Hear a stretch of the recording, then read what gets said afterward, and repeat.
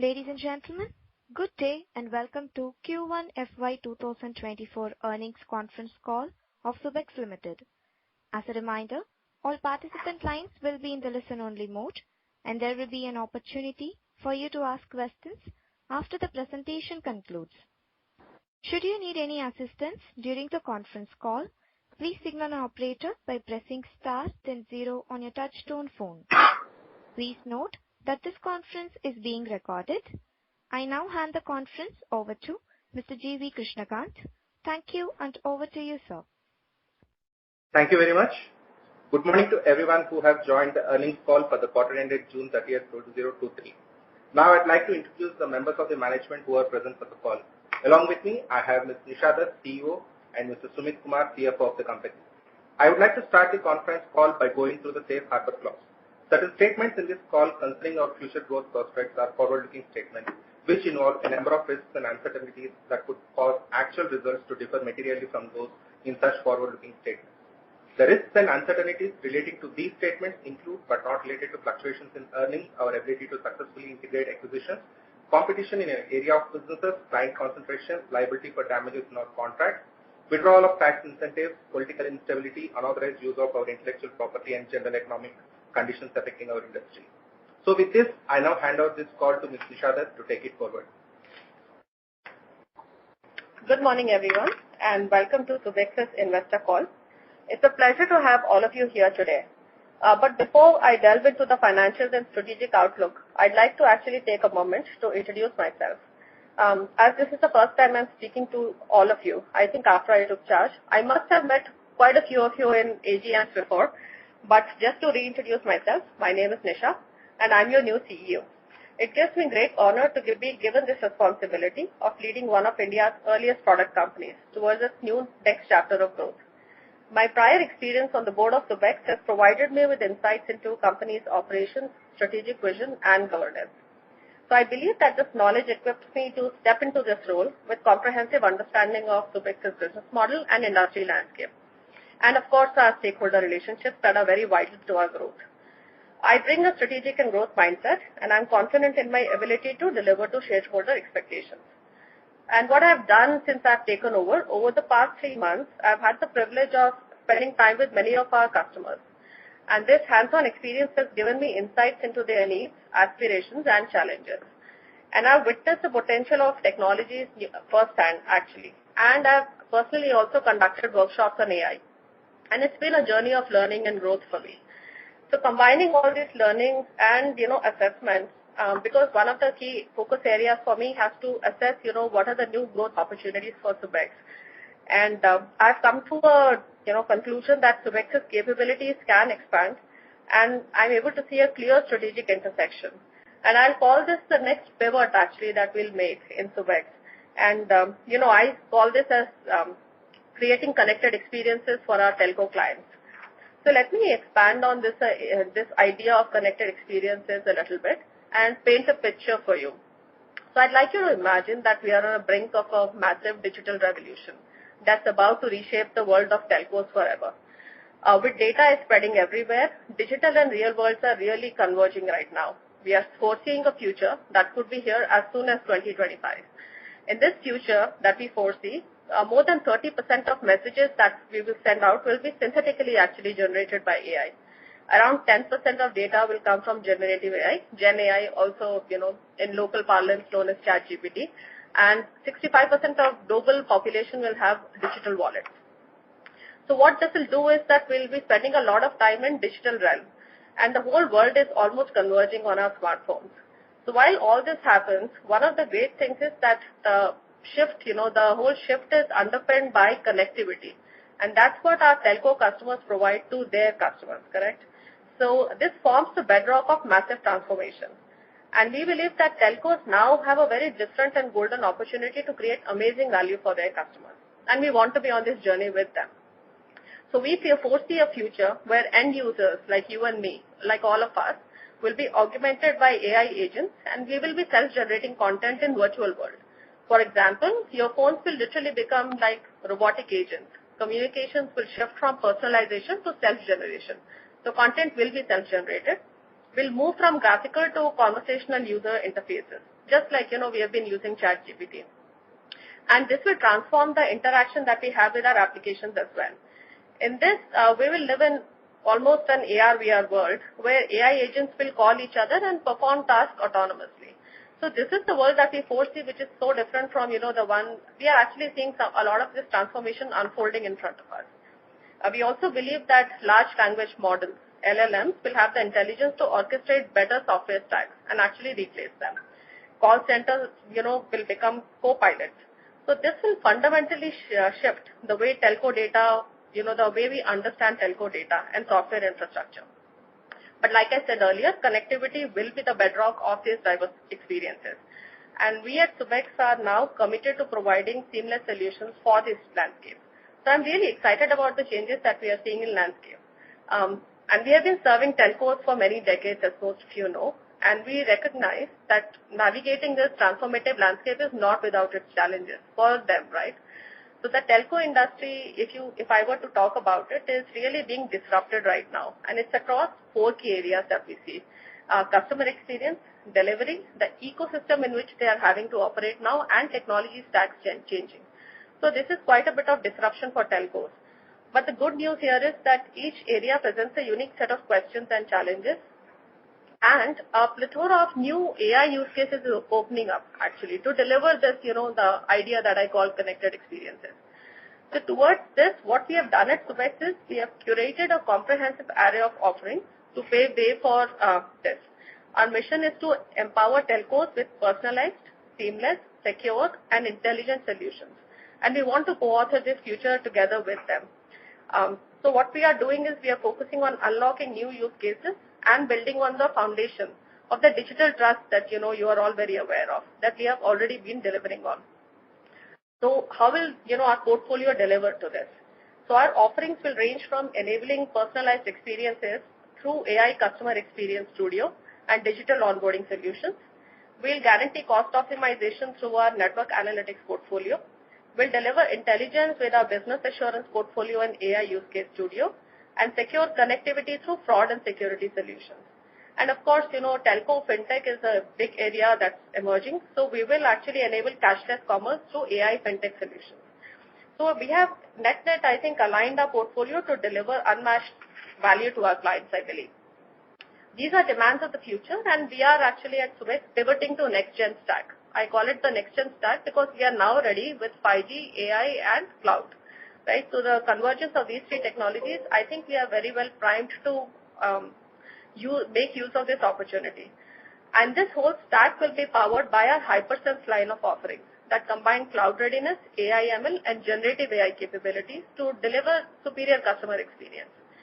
So what this will do, to make it really easy to understand is that this stack, the stack that we are moving towards, will provide us with expanded addressable market, TAM, to cater to and position us actually in midst of these tailwinds. We have over 200 global customers. We have 300 installations and in 100 countries.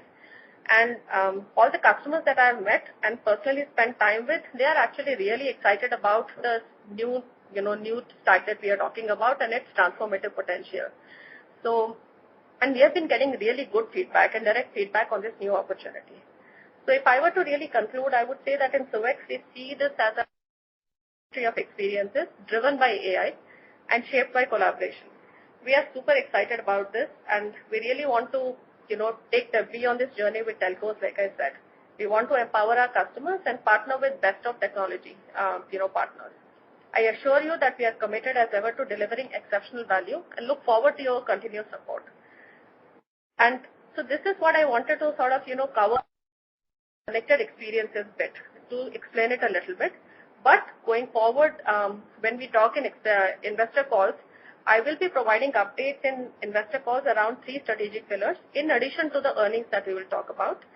So the 3 pillars that I will cover in every investor call would be, around growth, efficiency, and talent. Because I think these are the 3 pivotal areas that really demand a lot of our attention. And I want to make sure that we are monitoring and disclosing this. Because, these are the 3 things that will put us on an upward trajectory.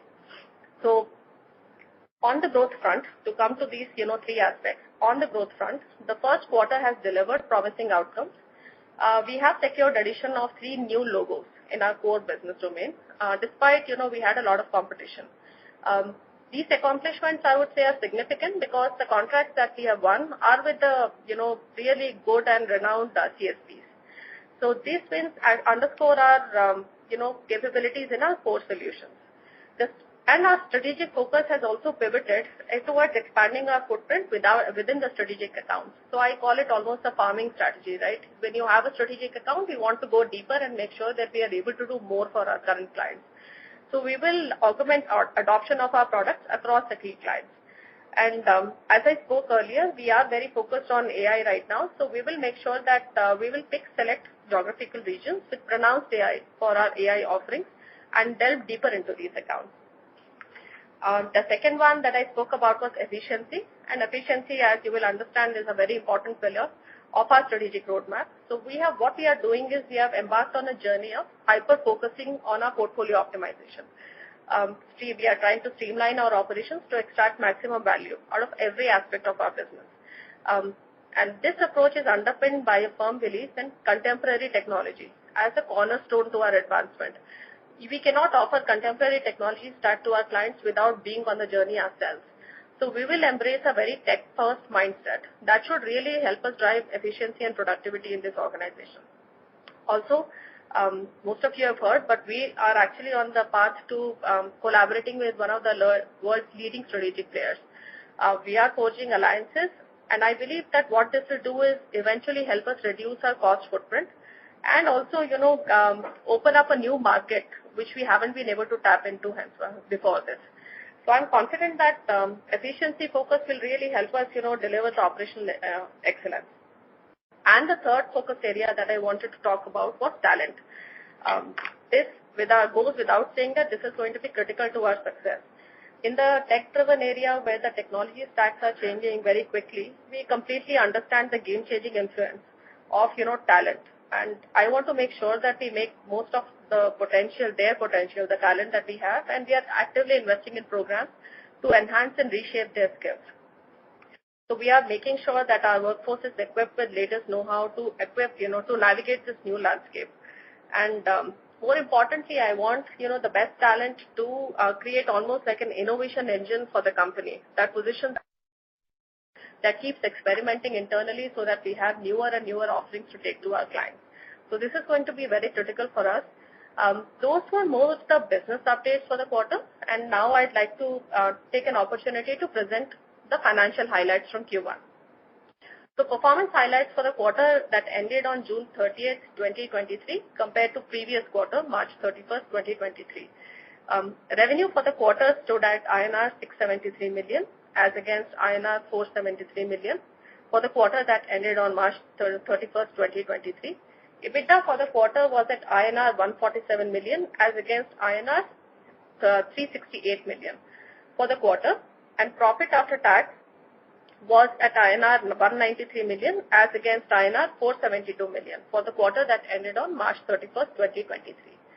And if we do the comparison with the corresponding quarter, the performance highlights for the June 30th, 2023 compared to quarter that ended on June 30th, 2022 was revenue for the quarter we ended at 673 million as against 833 million for the quarter that ended previous year. EBITDA for the quarter ended at 147 million this quarter against 7 million for the quarter that ended on June 30th, 2022, and PAT for the quarter ended at INR 133 million as against 55 million for the quarter that ended in June 2022. June 30, 2022. In summary, if I were to summarize this, we saw 42% increase in our revenues compared to the previous quarter. And I believe this movement has been a result of collective efforts of our team. Our order booking performance, OI, looks good for quarter one, and it has exhibited robust strength, surpassing the levels in preceding quarters. So this demonstrates to me that there is continuous demand for our products. We just need to make sure that we are making good on this. Equally noteworthy, I would say, is positive trajectory of our EBITDA. I feel that we are on the recovery path right now. and we'll take measures to enhance operational efficiency, optimize costs, and definitely maximize maximize value for our shareholders. And as we navigate this business landscape, we remain committed to driving sustainable growth and enhancing shareholder value. So really, your support and trust mean a lot to us, and we are committed on delivering value to you. Finally, I would really like to, a big thanks for your confidence in us. We would welcome your feedback on the strategic roadmap that we have set for ourselves, and I would love for these calls to be a two-way communication platform where, we not just talk to you, but also hear from you. Thank you once again, and we will open up for questions now, and I'll give it back to the moderator at this point. Thank you, ma'am. Ladies and gentlemen, we will now begin the question and answer session. If you have a question, please press star and 1 on your telephone keypad and wait for your turn to ask the question. If you would like to withdraw your request, you may do so by pressing star and 1 again.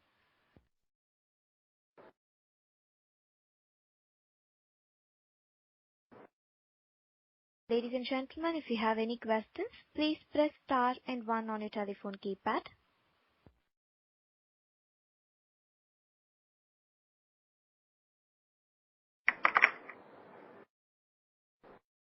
The first question comes from Sanjay Shah from KSA Securities Private Limited. Please go ahead. Yeah, good morning, ma'am. This is Sanjay Shah from KSA Securities. Thanks for highlighting and welcome you on the board as a CEO. And good to you, ma'am. Ma'am, whenever we listen to the prospects of our company and understand the business, we get very excited. But you will appreciate that since last many years, we could not deliver on the growth trajectory, what we envisaged 2-3 years back, even when we migrated to Hypersense and which we found that after 2 years that will also get into growth trajectory. But we don't see anything on the top line side. So can you highlight what is going wrong and what you envisage for next 2 years you see that coming as an opportunity to us? So thank you for your question, Sanjay, and thank you for welcoming me. I understand, I completely understand your frustration, and, I acknowledge that. But what I can say is that I actually do see massive opportunity for us, and I've spent a lot of time with the clients, and I think we are actually, we have the tailwinds of AI, cloud, and 5G. And, at this point of time, management is very committed to making good on this. I understand that in past we may not have, fulfilled expectations, but I am very committed to making sure that we make good on in front of us. So please give us some time, and you will see some changes coming through. That's, my only request to you right now, is not to kind of lose hope in us now. Please stay with us because I think, we are trying our best and we are trying to turn this around right now. Fine. Thank you. And my next question was regarding our partnership in, we added some portfolio, that is partner ecosystem management. Can you highlight what's going on that side and what's the progress on that side? And the other one was our partnership with Tech Mahindra on blockchain technology. Is there anything happening over there? So partner ecosystem management, or we call it PEM, actually has been a part of our portfolio for a while now. It's not a new addition. While maybe, we have gained quite a lot of traction in it recently. So maybe you have heard about it more in recent past, but it has been a part of our portfolio. Actually, we get quite a few, I would say a significant part of our, not a significant, but a good part of our revenue actually comes from partner ecosystem management. And this is only going to be more critical for us as we go into this whole 5G era, right? In 5G, what will happen is that wholesale billing settlement will become very important actually for telco clients. And what we are also trying to do is invest in this newer areas in this product itself, partner ecosystem management. So we are preparing ourselves to strengthen this product even more. Actually, I'm really excited about the potential of this product. But just to answer your question, it has been around for a while, and we are getting very good traction actually on it. As you know, more and more partners are onboarded in telco ecosystem, and partner settlement and, real-time settlement becomes critical. And we have just the product for it, actually. In terms of our blockchain and tech-in, this is one of the projects that we have been pursuing. And we are trying to see, where it can take us. It's too early for me to comment on, how it's evolving. But I would say that the first signs are very promising, actually. So we have partnered with them on one of the projects that we are delivering for the client. And we are monitoring the results very closely to see if this could be a good area of opportunity for us. What about IoT security with Telefonica? IoT security has been with us for, it's an older part of our portfolio. So we have been working and we continue to sort of strengthen that offering.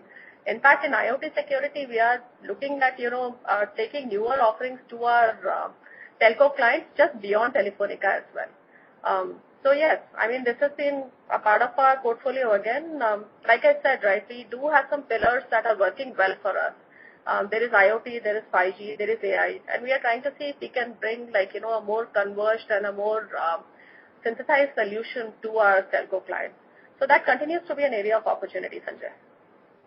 Thank you very much and good luck to you, ma'am. Thank you so much, Sanjay. Thank you, ma'am. I request the participants to restrict with 2 questions in the initial round and join back the queue for more questions. The next question comes from Mahesh Kumar, an individual investor. Please go ahead. Yeah, good morning. And my question is regarding manpower cost. Every quarter, manpower cost is going up, whereas sales is not going up. Hello, are you able to hear? Yes, I can hear you, yes. Yeah. See, what I'm saying, every quarter, manpower cost is going up, but sales is not going up. How you are going to control manpower cost? Are you going to use AI and robotics to reduce cost of your development and testing?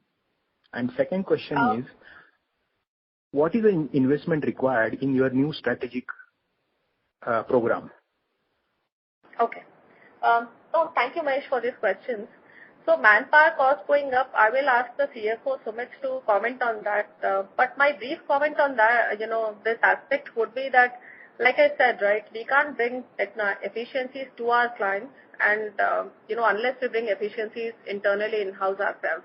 So definitely, these are initiatives that I'm very focused on, and that's why I also mentioned that we'll be reporting against, growth, efficiency, and talent, because efficiency is a very critical metric and manpower cost is a part of that. So we are focused on that. I have made a note of it, and we will see what we can do there. In terms of new initiatives, I actually don't think it will require a lot of investment. Definitely, it requires some investment, but I don't foresee a huge investment because Subex is actually already on the path to some of these. As you know, we already have a robust AI portfolio, and 5G, we were already preparing ourselves for 5G growth. I think what probably needs a little bit more of our focus is cloud and 5G. So we are going to do that with the current resources that we have, maintaining, because I am also aware that we need to deliver to shareholder expectations. So we are focused on numbers as well. So hopefully we'll do this, without too much of burn. But Sumit, can you answer on the manpower cost, please? Sure. So just to add on what Nisha just mentioned is the whole objective what we are right now working is how to improve the productivity, because typically the manpower cost is more or less fixed and there's all long driven projects, and the only way to control is to just improve the productivity. So as and when we will start seeing the top line growth, our manpower cost will not increase to the tune of that.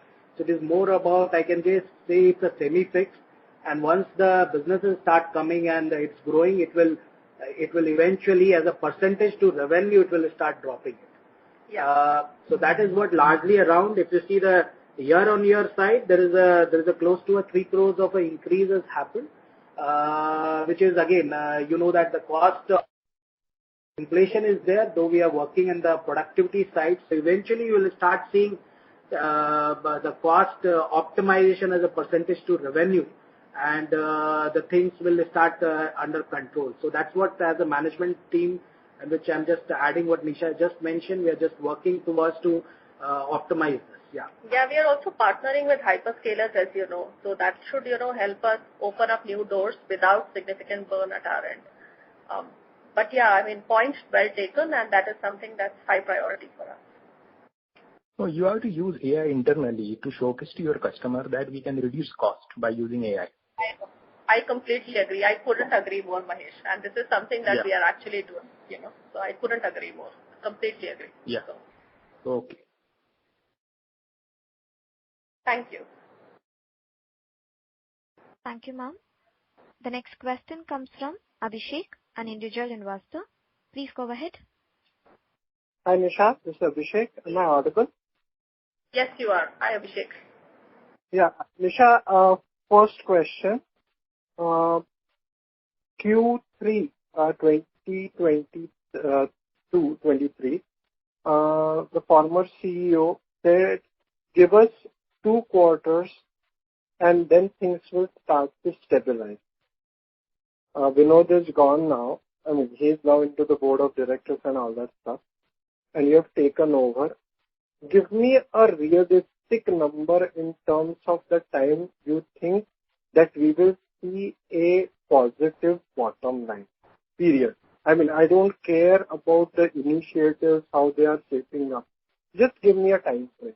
Sorry for being so blunt, but you have seen the numbers, our performance in the past. And so it has come down to asking this question and probably in this verbatorium. And I apologize if it is sounding too harsh. No. Appreciate the question, Abhishek. You are, you are our shareholders. You are entitled to ask anything. And we must answer to you. So I cannot, Abhishek, I would not like to really comment on what was, said before I took over. Please pardon me. I would not like to comment on that. But I can tell you sitting where I am today, given that you have, I mean, all of you know that there has been some contraction in business last year. And this is like, I think of Subex as, we are in some choppy waters, but Subex is not a small boat, right? I cannot turn it around immediately. It's like a ship. It will take some time for us to turn around.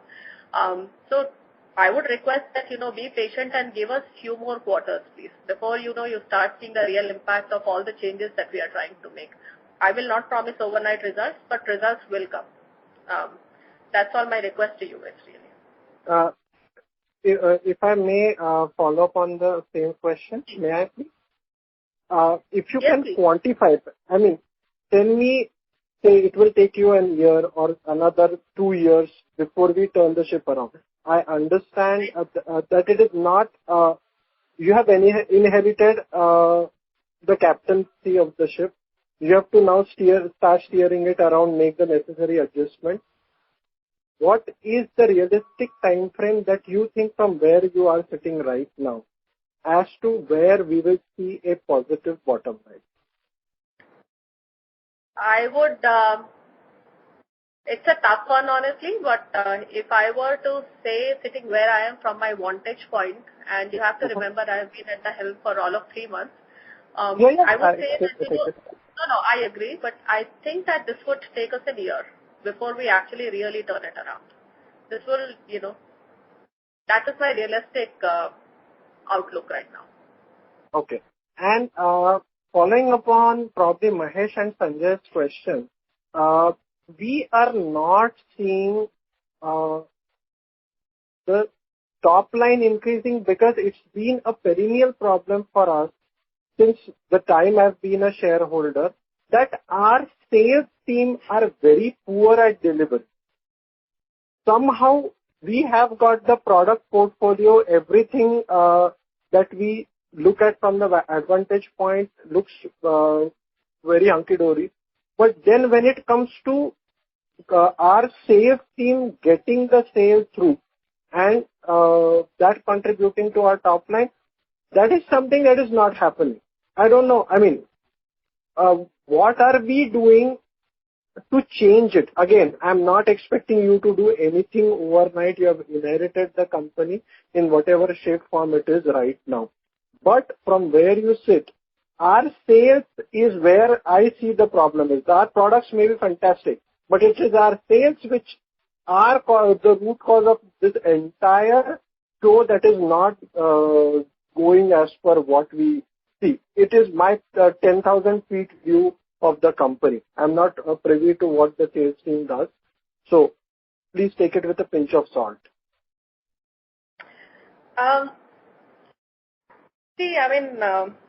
The truth is, Abhishek, that there are, I have noticed that, obviously there are areas of improvement, I think, in sales and in other areas as well, in products themselves also. We have identified multiple areas of improvement, and my focus is definitely, at the end of the day, if I have to deliver results to you, top line has to grow, and everything that needs to get fixed, to grow that top line, be it sales, be it product, be it our delivery, every aspect has my full attention, and I'm personally making sure that this will change. If it means that we need to do more sales enablement, we need to hire better talent, we are making, I'm almost like in a stock-taking situation right now to see what changes need to be made so that, we are better prepared. But again, I would really ask you to be a little patient. We are making changes. So. Sure. And one positive comment, sorry for all the negatives that I talked about. I really like the concise version of the presentation without far too many accolades and what we have done in the past, blah, blah, blah, yada, yada, yada. It's a very concise deck that I'm seeing for the first time, and I really appreciate. That's the change for me that I am seeing. And that's very positive. No, thank you so much. Really good to hear that, because I think that we want to be direct. We want to be, at least I want to be very pointed in my communication to make sure that we only communicate what you need to know. So. Exactly, and that deck actually reflects that. So I wanted you to get the accolades for it. Probably that's the first change that we as an investors are seeing. So and good luck, and I'll keep tracking the progress of the organization. Thanks a lot for giving me the opportunity to ask my question. Appreciate Thank you so much. I really look forward to staying engaged. Thank you, ma'am. The next question comes from Ashish Bhavana, an individual investor. Please go ahead. Okay. Thank you, madam, for giving me this opportunity. Well, most of the questions have been asked by previous investors of the company. But, I like to know, definitely you as a listed company prepare a budget, which gets approved at your board meeting as regards what is the outlook for sales and expenses in the next year or next quarter. So, can this particular statement be shared with us? No. First of all, hello, and thanks for coming on the call. What you have asked is literally a forward-looking statement. So my apologies, but I won't be able to comment on that specific aspect. Ashish, if you understand. So. Okay. Okay, thank you. Apologies. Thank you, ma'am. The next question comes from Sanjay K, an individual investor. Please go ahead. Hello. Hello, can you hear me? Yes, we can. Hi, Sanjay. Hi, Nisha. Welcome to the company, and thank you for hosting the call, because last 2 quarters there was no call, so we couldn't interact and get more information about the company. So my question is about Q4. The Q4, the revenue has gone down almost 30%, and there was some information was given that some milestones were not met, and that's why there was no, I think, payment done probably. So what is the situation now? I mean, whatever the about 30 crores or 27 crore of revenue probably or might have not recognized. So how is the situation now? Have you recognized in this quarter, and are we seeing such challenges going forward as well, that losing revenue because of milestones not meeting? So, first of all, since this is like, Q4, I'll also ask the CFO Subex to come in. But the short answer to your question is that whatever, revenue was reversed, we are looking to recognize it through the course of the year. So I believe that we are on track to recognize it through the course. Right now, we haven't in this quarter. Subex, would you like to add something here?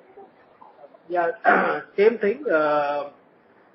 Last quarter 4, we have, so the revenue has been built based on certain milestones. And when we are just trying to work on the things, and getting the customer sign-offs, still needs to be rework and all that. So that's how the revenue got reversed. And the work is going on this year. So eventually this number will come back to us. As Nisha has mentioned, this year we are looking for getting this number back. And it will take some time to recognize it. Yeah. Sure, thank you. And one more question about about a year back, or maybe more than a year back, the company has formed alliance or some partnership with Jio. And is any now progress happening, like Jio licensing, like HyperSense or any of the services, or it is just a partnership which will be eventually benefited only whenever in future, but it is not so far any revenue coming from Jio? Jio is a partnership that we are closely nurturing, and I believe that, there are benefits that will come to us in future. But right now, actually, it's still a partnership where we are seeing, what would be the best way to partner, what would be the best mechanism, with which both of us can work on all the, because Jio is also very, tech-forward company now. So we are also very tech-forward. So we are trying to figure out, what could be the exact synergies. But beyond that, my apologies, I'm not able to comment more on this relationship right now. No problem. I just wanted to get some idea. The next question is about HyperSense. I mean, definitely it's one of the advanced products. And just if you can throw some light on how the market is looking now. Are we really seeing the convergence are happening, or how many companies are showing interest, and how the outlook looks like for the HyperSense? Actually, HyperSense, I would say I'm quite excited about, because like I mentioned in my previous, when I was speaking, I did spend a lot of time with key clients, and all of them, because HyperSense is inherently an AI-enabled platform, and that's the capability that telcos are really looking for right now. We just have to, make sure that they understand what the inherent capabilities are and deliver to it. Telcos are also looking at this whole, cloud and 5G, and I think we are now really positioned well. So HyperSense has good reception in the market. In fact, I would say that everywhere I went, the reception has been really good. And that's the portfolio on which, that's the base, right, on which we want to build a lot more products. So it gives us a great base platform. I'm feeling good about it. I've heard great feedback as well. So. Oh, that's great.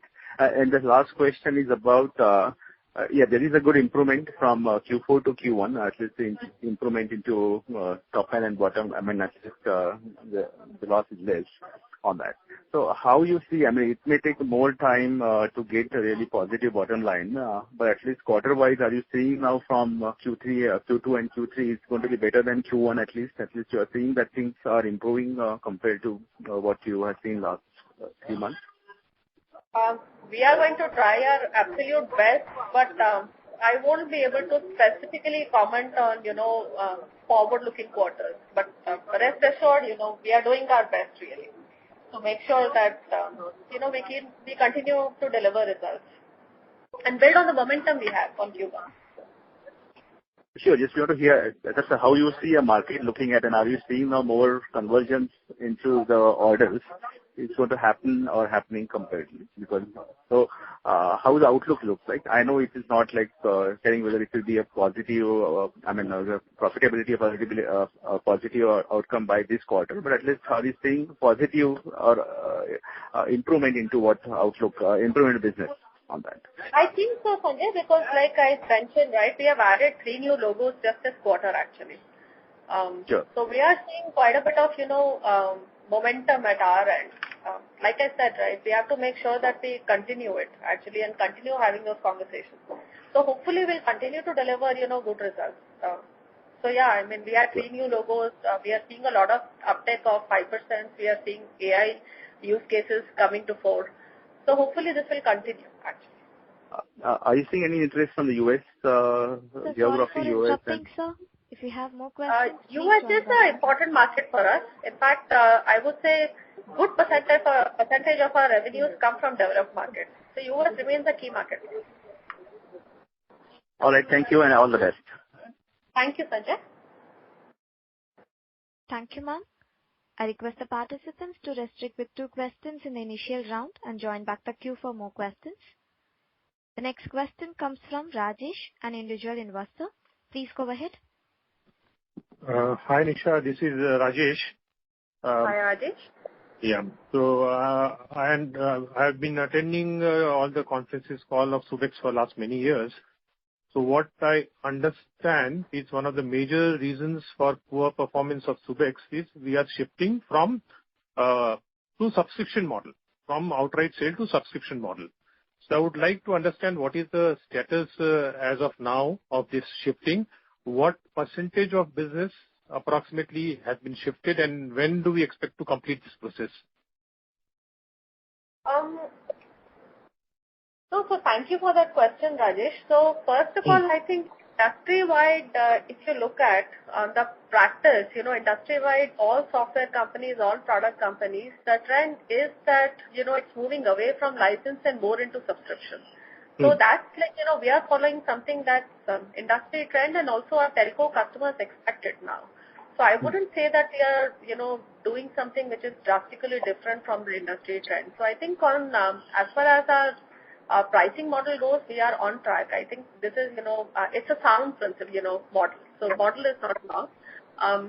But I don't think the revenues have dipped necessarily because of subscription. It's just, it's a different billing model. That's all it is, I think. We just need to, get more clients and, we need to do better on many aspects. I wouldn't necessarily put it to this. Again, I think there is no cutoff time in which we would have moved completely to subscription to license. We continue to do both, actually. We continue to sell licenses. We continue to do subscription. In fact, our hypersense is primarily subscription and license. It's a combination. We continue to do both. But more and more telco customers definitely expect a lot more subscription models. So what would be our current monthly recurring revenue? Current, I'm not asking for future revenues. What is our current monthly recurring revenues? And what is the position, what is the outstanding contracts in hand as of now? I would request Sumit to explain. So our current monthly revenue is, we have actually reported in the investor deck, it is $2.4 million, $2.3 million, sorry. And that's the monthly recurring number. And the outstanding contracts which we are in the process of, that's kind of a one-time revenue. You can pin it to the license and implementation. That is to the tune of around 20 million or something. So again, it is this backlog keep growing it as Nisha just mentioned. This quarter itself we have added 3 new logos, and so this keep coming, and then you start finishing, and then so the whole idea of transitioning completely to subscription. But again, we are slightly flexible based on the client budget thing, because some customers just want, let's say, the license-based kind of a CapEx kind of a model. So there it is more about the commercial arrangement. But as the industry is moving towards, we are also eventually moving towards the subscription-based thing. Yeah. And these outstanding contracts, what is the duration in which we expect to complete these projects? The duration is, so typically it's like a long implementation contract. It goes between, let's say, 15 months to 24 months kind of a thing. That's how it's typically range. Okay. Thank you so much for answering my questions. Okay. No, thank you so much, Rajesh. Yeah, bye. Thank you, ma'am. The next question comes from Mahesh Kumar, an individual investor. Please go ahead. Yeah, Nisha, last quarter we have reported 100 crore trade receivable. What is the amount recovered as on 31st July 2023? And what is trade receivable as on today? That is first question. Second question is regarding sales team. What problem I have seen, I have been interacting with the investor call since 2016. The sales team is lacking the ability to sell the hypersense and IoT security products. This is my impression. I may be wrong, but it is not reflecting in the numbers. The numbers are telling there is a lacuna in the sales team. Okay. So how you are going to address this issue? So Mahesh, I will have, Sumit come in with the trade receivable comment, to answer your question on trade receivables. But on sales enablement, like I said earlier as well, we are going to do a lot of sales enablement across sales organization to make sure. In fact, I would say that a lot of our recent sales have been in hypersense. So that's not entirely true that our sales team don't know how to sell hypersense. I would say that we have added 3 new logos. We are seeing a lot of momentum. All the new logos are on hypersense. So I would say that the sales team now have their act together. If I'm seeing it as an area of concern that's getting flagged again and again. So I will definitely look into this and make sure that, we become sharper actually. But your point is well taken. I've taken your comment on board and we will definitely look into this aspect a lot more. But okay. I'll request Sumit to comment on the trade receivable aspect. Thanks, Nisha. So just to add on, so from a collection side, last quarter ending on June, we have collected 67.76 crores for collection as against the 67.29 crores of revenue. Just to give on a collection, our trade receivable balances are basically on a DSO side is actually it is on a annualized basis on a DSO it is we have reported it is 109 days and our closing trade receivable is to the tune of around 80 crores. Okay, so you have required only 20 crore out of last quarter's 100 crore. Yeah, because it keeps piling, no? Because it's a running business. Not like you stop and then collect entire thing. Because this year revenue will or this quarter revenue will come to the trade receivables and then you keep collecting. So the funnel is working. If the collection is more than the billing, that collection is more than the revenue, that means our trade receivable balances eventually will reduce. That is what it is. Okay, thank you. Thank you, Manish. Thank you, ma'am. The next question comes from Samir Mansoori, an individual investor. Please go ahead. Yeah, hi, this is Samir. Thank you for the opportunity and welcome Nisha on board. And thank you. We, as investors, really appreciate you again resuming the investors calls after a couple of quarters. So thank you for that. Now, my question, these are my 2 questions. One is, what are the low hanging fruits that you see and implement in the short term to address investor concerns? I mean, I'm sure you are very much aware about the kind of concerns that all the investors are raising in past so many quarters. And the second is, what are the top 2 challenges in expansion? Expansion in the sense of expanding your horizon and the top line, basically. Interesting question, Samir. So what I've been doing in the first 3 months, like I said, I've been doing 2 things. One is spending a lot of time with, individual teams internally to understand, what are the areas that can, what are the quick wins for us, right? What is it that we can quickly fix and move forward with? So that's one thing that I've been doing, but at the same time, I've also been spending time with customers to understand because I think that if you want to be on the journey with them, you have to understand where your customers are going, right, on their journey. So we need to make sure that we are prepared for that. And one of the areas that's come out very strongly, like I said earlier also, is definitely cloud, 5G and AI. These are the tailwinds, actually, for all telcos right now. So I think in Subex, we are trying to make use of this opportunity because, we have been AI first. Our Hypersense platform itself is AI first. We have a plethora of use cases. So in AI, what we are doing is we are going after a use case approach now. We are trying to unlock, a customer experience use case, a churn, a fraud management, different kinds of use cases. In fact, Subex is known as an RAFM company, and fraud is rated as one of the top AI use cases for telcos. So that, positions us very well. So I see a lot of opportunity for us to work with them on this. So I would say that we have identified some quick wins. It's not without challenges.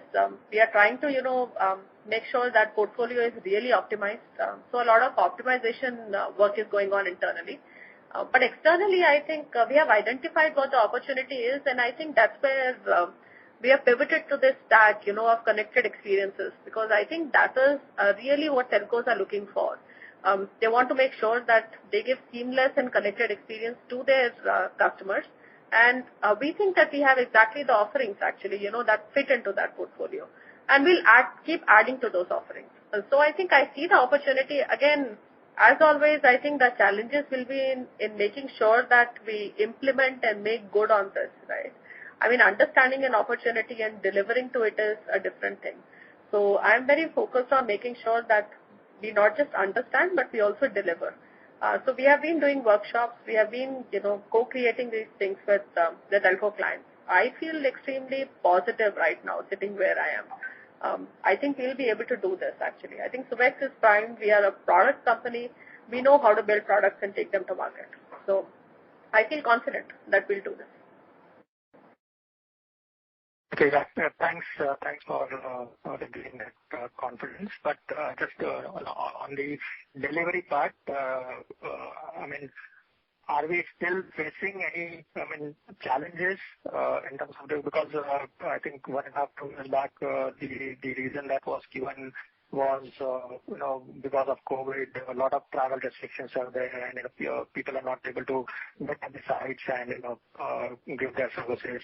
So, do you see any other challenges or current challenges in terms of delivery, or we are on track to give our commitments?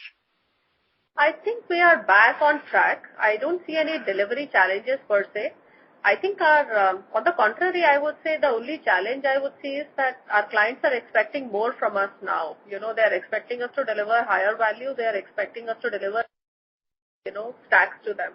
So the challenge is, and it's a good problem to have, in my opinion, because, it allows us to also challenge ourselves internally and make sure that we can, deliver to their expectations. But in terms of, the challenges that we had in COVID times, I don't foresee it anymore. Teams are traveling freely. All the client sites are active and we are delivering projects. So, nothing. In fact, we should be recognizing the revenue also, the reversal that was taken in Q4, we should be recognizing it through the year. So all that is back on track. Okay, yeah. Thank you so much, Nisha. Thank you, Samir. Thank you, ma'am. We have a follow-up question from Abhishek, an individual investor. Please go ahead, sir. Hey, Nisha. Abhishek again. One question. The 2.3 million MRR that we have put on the deck, what is going to be the contribution of the 3 new logos that we have added in this past quarter? What would be their contribution to this MRR going forward? MRR, sorry, Abhishek, I'm just taking this question. So MRR number is actually, Abhishek, MRR number is, we compute our definition of MRR is in the year kind of thing. So the new logo which is added, will even trigger once the implementation happens. So all the new logos which we take it, there is some component of an implementation of one-time revenue and then subscription. So then this MRR eventually doesn't count that number. Okay. One more request, if I may make. The 3 new logos. I mean, we did not receive any kind of a communication during the past quarter, that we have had some win. See, I mean, as an investor, it builds more confidence to keep holding on to the company stock if you know that the company is adding new clients, or we are at least bringing in new logos or expanding our horizon. So if a communication of that sort is made to the exchanges for us to consume, that would be highly appreciated. I mean, I don't want which company that you signed up because of if there are any security related reasons. But I would, I would appreciate if that is something that is communicated to the exchanges, and so we are privy to that information. That's about. Noted, Abhishek. We'll try to do that. I mean, these we probably didn't do because we see it as regular course of business. But anything to add, GVK? Yeah, hi, Abhishek. So things like there are regulations around the disclosures which we need to make to stock exchanges on one side, which are not in the ordinary course as materiality and significance. Also, other side we do also have some confidentiality agreements wherein which the customers approvals and everything. So whatever we have been coming in this framework, we'll definitely be disclosing, and we have did it in the past as well. Right. So my ask is, we can be very discreet, but that we are, so in the past 15 days, or as and when you sign the dotted line, right, or the customer signs the dotted line, we can inform that not a particular customer, but we have had a win from a global teleco. Yeah, we did that in the past. Okay. Exactly. So I think his request is that can we keep doing it going forward? Exactly. Okay. Exactly. Got yeah, it. that's all. Noted. Yeah. Noted, Abhishek. Yeah. Thanks, Nisha. Appreciate it. Thanks, Abhishek. Thank you, ma'am. The next question comes from Harshit Patel, an individual investor. Please go ahead. Hi, this is Harshit here. And thank you for giving me an opportunity to say something on this. So, ma'am, I have two questions. One thing that we are a software company, right? We are a product company, yes, you're right. Yeah. So just wanted to understand that why we are making losses. I don't come to this background. So I'm very sorry this question sounds silly, maybe for you. But just wanted to understand, I have generally not seen a company, especially an IT company or service-based company, because I am a chartered accountant and I am also in service industry. So generally what my understanding says that generally service industry does not make losses. Right? So here when I see the results of the finances, so I see that this company is making losses, and that's the cash losses. And especially product company making the cash losses is something that it sounds surprising to me.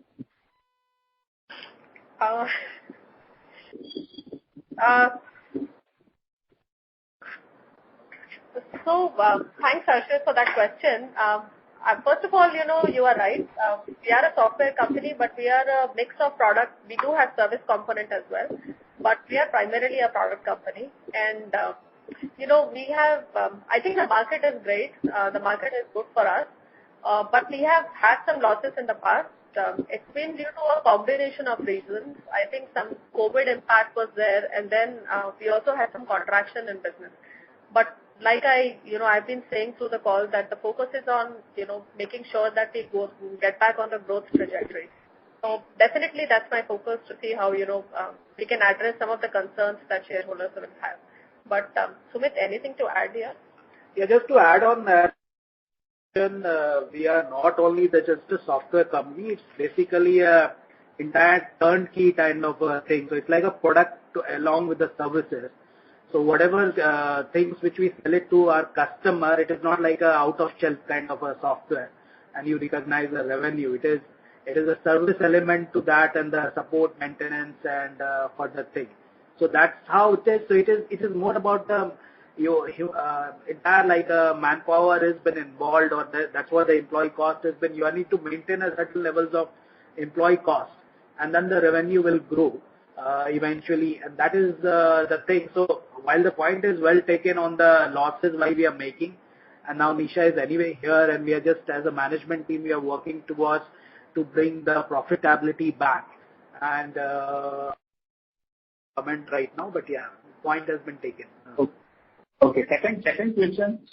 Thank you. But I still have I didn't get the answer that I was looking for, because I didn't see the results, right? Your revenue 67 or 68 crores for this quarter on consolidated. Your payroll cost is 58 crores. So when we say it's product or service, it's both, right? So generally the salary cost will be around 40 or 50% in that range of revenue. So say if my revenue is 70 CR, then my approximate cost would be 35 CR, 3500 then 35 to 40 CR. This is what I see when I look at the service industry per se, right? Okay, then okay. Second thing on annual report, because when I see with a lot of companies, and this is my concern not only for Subex, for a lot of companies, where those companies don't publish the annual report, because they are not keeping the annual general meeting report or publishing the June quarter results. Because why I am saying this, I have not access to the annual report for March 23, and now we are discussing June 23 results, right? So this is I find it funny for not only about your particular company, for this is the governance framework. This is what I am talking about. At least we should just publish the annual report, keep the AGM and close it, because let me put this other way. If we are discussing about June quarter results, in case shareholder does not approve the account for March 23, then what would you do? Oh, that is true, yeah. So that's actually the governance framework. And it's a governance framework. So my request is not only for Subex. So I'm just right now talking about Subex. So my request here is that you please publish the annual EGM, annual report, and keep the AGM before June quarter results. So at least we have access of June quarter annual report, what management is trying to say. Though we have access of the investor calls and all that thing, but we would like to see the annual report for management discussion and analysis is talking about what they are seeing, right? When you publish the annual report, no one will go, because we already closed June quarter. Now having the information for March is outdated. Yeah. No, point is taken, but yeah, that is what the framework and timelines around. So annual report, you will appreciate, is a lengthy, a lot of information needs to be added, unlike the LR or limited review thing. So, but your point is well taken, and yeah. So because all IT companies are doing so. So I am not talking about Subex, because all our IT companies have disclosed the annual requirement for March 23. Mm-hmm. Okay.